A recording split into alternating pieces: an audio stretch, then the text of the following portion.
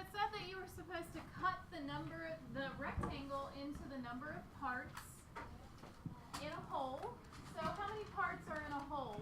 Ben? Well, how many parts was in our hole here? So we have 2 8s. So 8 is in our hole. Okay? So we wanted to cut it into 8 equal parts. Just as a routine, I always cut it into fourths first.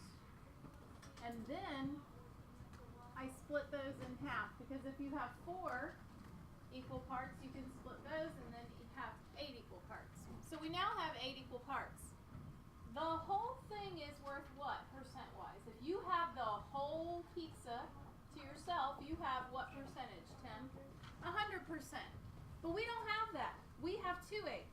Okay, so we have to take 100% and we have to divide it into 8 equal parts, right?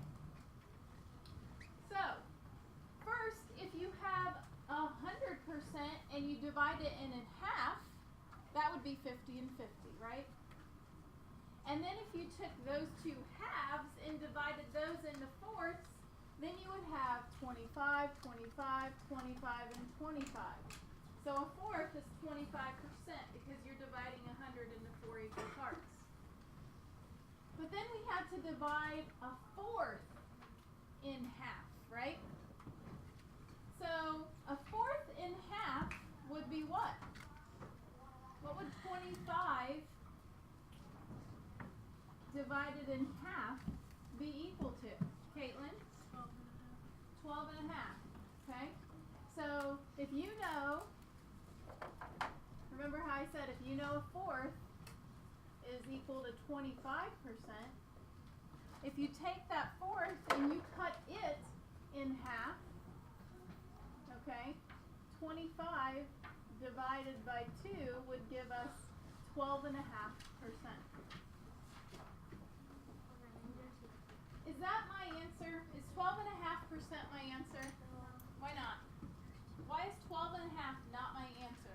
Kaden? Because it said 2 8s. It said 2 8s. It didn't say 1 8. So we need to shade 2 8s. So there's 2 8s. Notice that 2 8s is equal to what? 1/4. It's equal to a fourth. And we know that a fourth is 25%.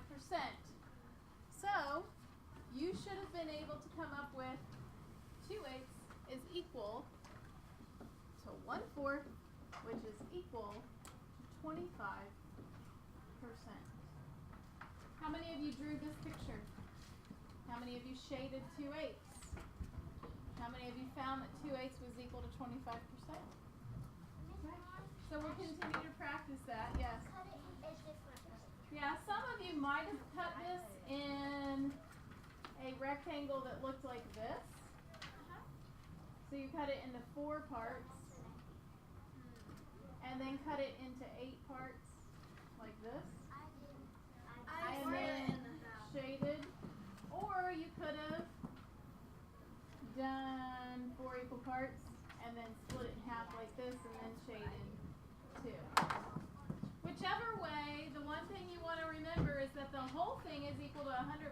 So if you're trying to find a part of it, divide 100% by however many parts it's divided into and then find that many parts. Okay? All right, stop that and let's go over our homework, please. If I could have Hannah do the multiplication problem, if I could have Kate